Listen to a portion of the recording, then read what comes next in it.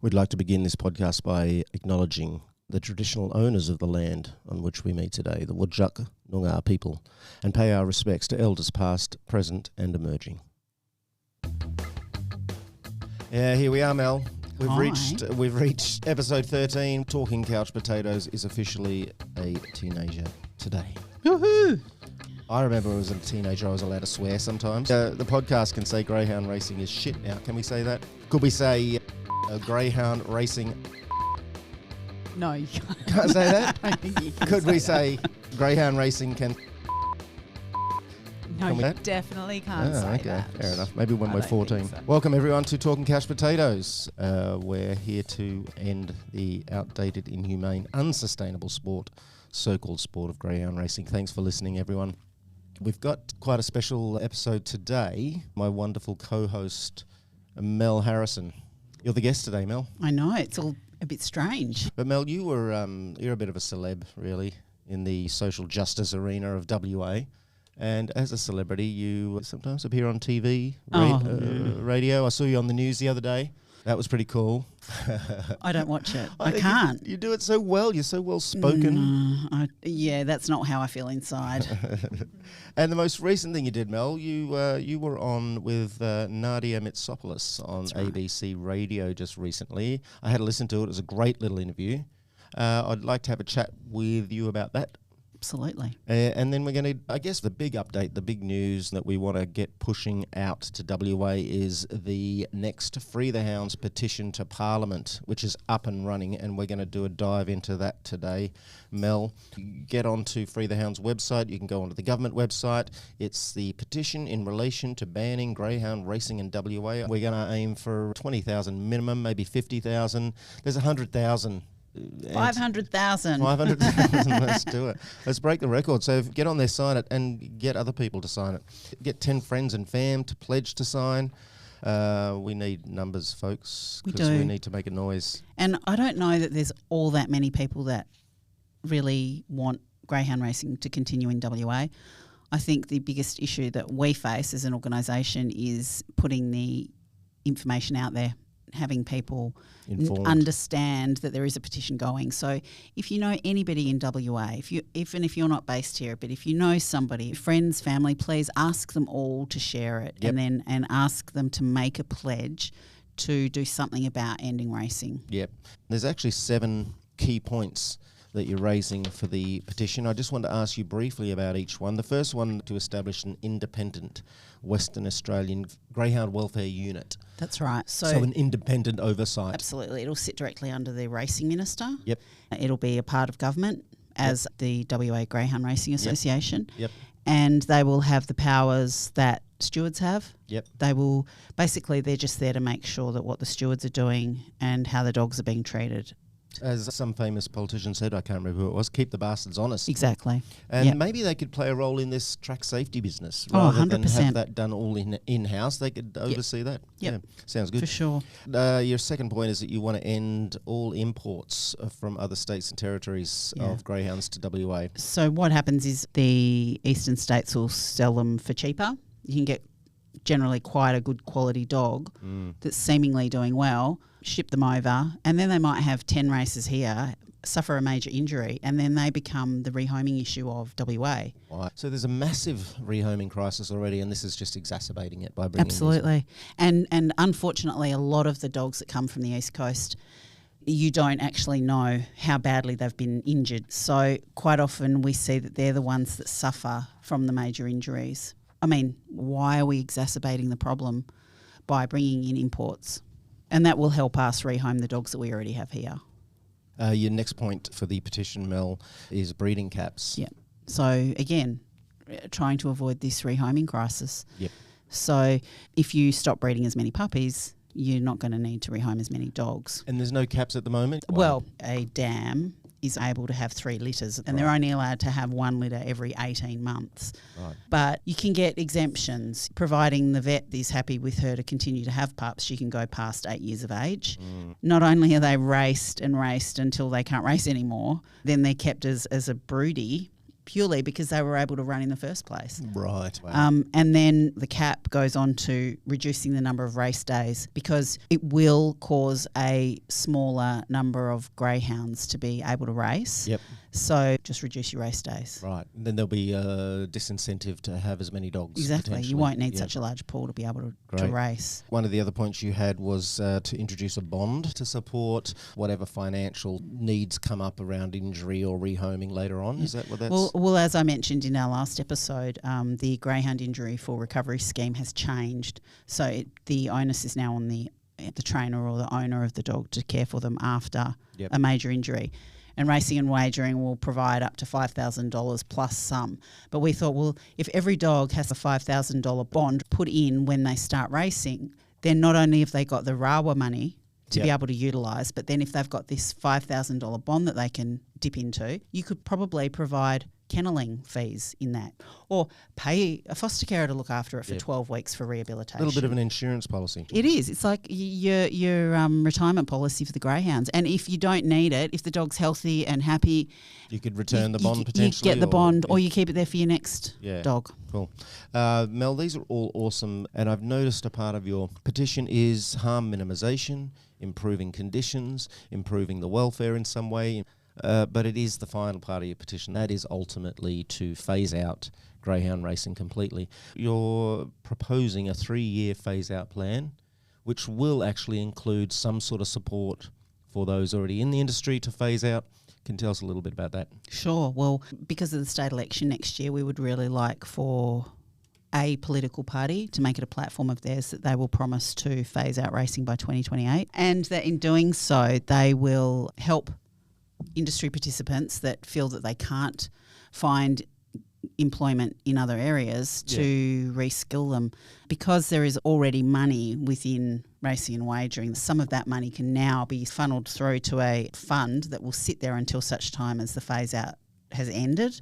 And then the trainers can go into this reskilling program. But let's be really clear here that majority of participants in greyhound racing are hobbyists. So we're not putting impact. We're not putting thousands of people out of work. Okay. Yeah. Vets, food stores, pet suppliers, and all of that.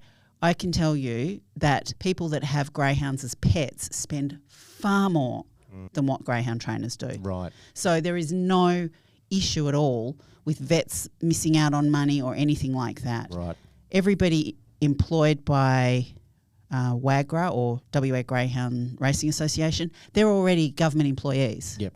So move them on to another department. I mean, the impact on the public in general is almost minuscule because attendance at tracks has been diminishing, and young people in particular have largely lost interest in going to the track.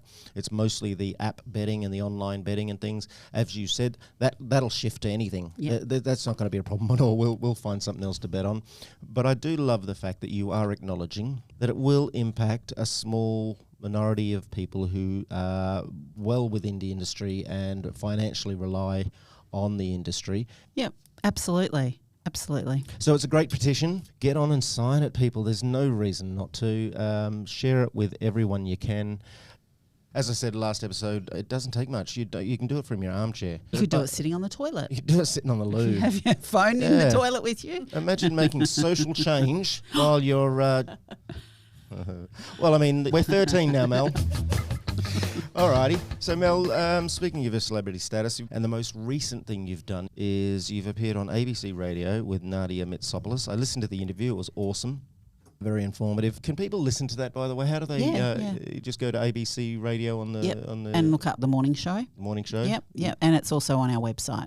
Awesome. If you want to listen to it. It's a really good interview, and you were measured, but you're also very passionate. And something that came up, though, for me was the idea that there's not an appetite to end greyhound racing in WA. That struck me a little bit. I could understand in WA Parliament, perhaps there's only a few voices, but what's your sense about the appetite within the general public? I believe that if more people realised that it was still occurring, that they would absolutely be horrified. The amount of people that you speak to that don't even know that it occurs every single day here are just gobsmacked. And I believe that now more than ever there is more politicians that don't want it to continue as well. We've never had the support from other political parties and the actual Labor Party. Never had support like this before to end it or at least make it better. Yep. They definitely now have said and continue to say that we want to make it better. Right. There seems to be a whiff of change in the air, I think. We mentioned last time Patrick Hall, the Mayor of Cannington, has come out explicitly asking for the end of greyhound racing. I know Hannah Beasley is moving toward being a supporter of the cause. You've mentioned supporters in the Greens Party as well. Brad Pettit, Brad Pettit. And Stephen Price is another Labor MP. Lisa Baker, she's always been on side with us. So thanks to those, kindred spirits, those fellow travellers. And I noticed in the feedback to the radio interview, I listened to the listener feedback, and it was, from what I heard, 100% supportive, kind of confused and bewildered, as you said, about the fact that this goes on and it goes on the way that it does. I keep changing my mind on why pro racers don't speak out. Right. Okay, there's probably three reasons. Firstly, that it's in the rules of racing that they can't do so because they can't put the sport in disrepute by basically having arguments because it just makes them look like bullies. Right. Or have they been muzzled? Yes, exactly. So, and the other thing is, are they afraid that something is coming, a change is coming, or is it the fact that they are so confident that it's not going to end that they don't feel they need to? Yeah, and that all three of those have their own issues.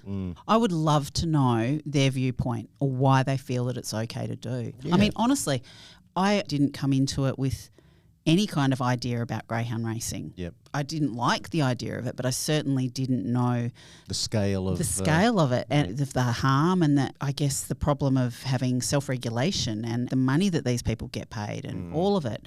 That's the research that I was doing. That's when I became really disgruntled with it and an anti-racing person. Once you get into the nitty-gritty, Yeah. I've mentioned a few times, used to be a bit of a TAB bloke back in the day too, and as you say, there were so many greyhound races on.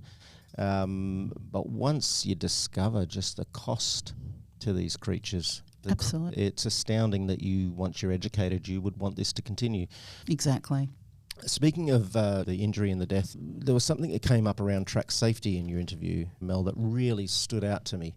And that is that when they determine whether a track is safe enough to run on, when they do inspections of the track, etc., ultimately it's Racing and Wagering WA who determine whether that track is safe to run on. So they're the people who benefit from races being held, who get the money from it. Does that seem like a little bit of a rooster watching the hen house kind of thing? A bit of a biased interest? Absolutely. It just doesn't make any sense. You wouldn't go and say, okay, we need to shut this track down for 10 weeks because it needs to be maintained or fixed. You know, so there's a financial disincentive to absolutely and do the right thing. And that's one of the issues we have, that there is no separate welfare committee to look at greyhound racing. They had the University of Technology Sydney come over in 2020 and look at the track. There was no data for the Cannington track then. So they couldn't see what the readings were like, what the dryness, all the bits and pieces for the data shows. They didn't have any of that to look at. So only Racing and Wagering have looked at it, and they've deemed what the safe measurements are. Wow. And the fact that we had almost a 50% increase in injuries last year just at Cannington track. Okay, someone actually needs to have a good look at it and make some changes. But they don't own Cannington track, so the incentive is even less, because why would you put millions of dollars into something that you don't own? Yep. And in the meantime, missing out on however amount of money they're missing out on while they're fixing it. It does seem a little like an odd situation to me. This self-regulation thing, it's an interesting one, isn't it? And they make a point, well, why would we allow the dogs to be harmed, and why would we want them to be running in poor condition and all the rest of it? But they're so disposable. There's so many of them that, and let's face it, it doesn't matter really how fast the speeds are. No, they don't have to be the best of the best. Yep. There's still going to be a winner. There's still going to be a loser. Down at Mandurah when they shut it, there was 3 comments on the Facebook group, the post about it was shut or it was cancelled for the night. And the 3 complaints were about the fact that they were going to miss out on their Taco Thursday night. Nothing about missing out on seeing the dogs race. Nothing. It was about the cheap meal. Yeah, right. So, but if that is what the public want, because the government owns that land, why don't we turn it into a beautiful parkland or an outdoor cinema? Those people that are working there are government employees anyway. They can keep their jobs. Let's have a family event. Entertainment hub for young and old, perhaps. Another thing on safety, Mel, is this temperature business. I was shocked to find out that the current status is that they will race dogs unless it gets over 38 degrees. Is that true? That's right. 38's the cutoff. That's extraordinary. 37 degrees, and would you go for a run around a track Absolutely in 37 not. degrees? We don't take, our Fido at home for a walk in 37 degrees. Yeah, that's outrageous. I really was stunned. And to say it's 37 at the track when they start racing, there's hours beforehand where they've got to be chucked into trailers and transported, and you don't know how far that trip is. That could be an hour or so away from. Yep. So what kind of temperature would it be then? Exactly. We've only just recently found out the temperature reading that they do is actually from the website of the Bureau of Meteorology. So it's not even a temperature taken at the track. So myself and Alan, we went to the track. We were outside Cannington and we had our measuring device for the temperature, and we were standing under the shade and it was 42 degrees. And we had the register out in the sun and it was 44 degrees. Now, the Bureau at that time was saying it was 40 degrees. Yeah. Why they are not doing it at the track, I have no idea. That's not putting welfare at the fore. When you look at those dogs being transported in trailers, like some of them only have the whirlybird on top. I was on the freeway. It was 46 degrees outside the car. So my car did not change from 46 degrees. And it took me 40 minutes to get from where I was up north down to the track. We were at the track and we saw a greyhound that was left in one of those trailers for 20 minutes from the time that car pulled up to the time that final greyhound was removed from that trailer. It had the whirlybird, but it's sitting on tarmac that would have been 44 degrees as a minimum. Yeah. And the dog was in there, came out panting. It wouldn't even take him for a walk, your poodle or your lab or whatever, let alone tell him to run around a giant track as fast as they can. You just wouldn't do it. So why do we do it to these lovely creatures? Because nobody's called them on it, I don't think. And a heat wave is when you've got consistent days of high temperatures during the day, but also during the night. These dogs are not cooling down enough overnight. Right. So they were in the kennel all day and then they were transported to the track and then they've got to run in it. And Racing and Wagering say they've never had issues with it before. How do we know that? We don't know the dates that these dogs die and the reasons that they die. It's just a figure in an annual report. Well, we do know that lots of them die. Dear, oh dear. Look, the other thing I wanted to touch on, Mel, something that's really confused me, but when they talk about the stats, the injuries, the deaths, etc., they use this weird sort of fudging so that they come up with this wonderful figure of 99.7%. Because they use this idea of the number of starters that's correct. Instead of dividing it, as you would imagine you would, by the number of dogs. Yeah. Can you just sort of explain that to me again? Yeah, sure. So there is a pool, let's average it at 1,600 dogs that run each year. Yep. But they don't look at that. They look at the full number of starters, which means that one dog might have 20 starts throughout the year. Yep. So that's counted as 20. So all of a sudden, from 1,600 dogs, there was approximately 30,000 starts. Right. For last year, which is the way that human sport is calculated. Yep. But humans can say, whoa, enough, I don't want to race anymore, or I don't want to do this anymore, Right. They will tell you when they are hurt. Yeah, right.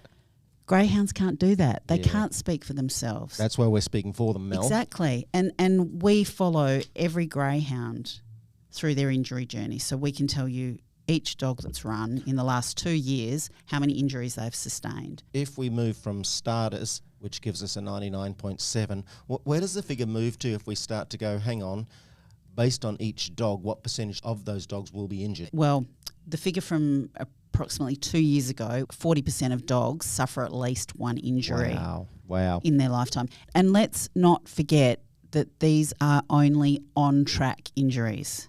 They don't include any training injuries, any public trials. Yep. They don't include accidents while training. Do we have figures on that as well? Does that add quite a bit to it, or is that a bit hidden and mysterious? Well, we can only take it on what they tell us. Yep.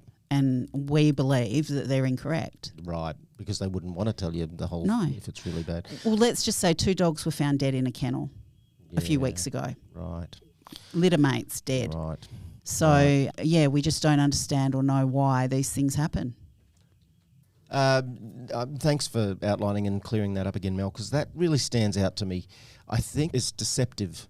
If you want to know how many dogs are going to get injured, you divide the injuries by the number of dogs. That seems fairly straightforward to me. And the fact that it goes from 99.7% safe down to about, 40% injuries, so 60% safe, that's a massive difference. Yeah, it is.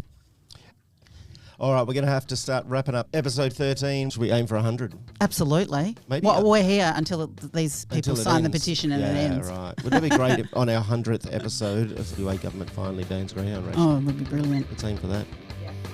So thanks for listening, everyone. I think that's all we probably need to know about the petition, other than get on and sign it, people. There's no reason not to. Share it with everyone you can.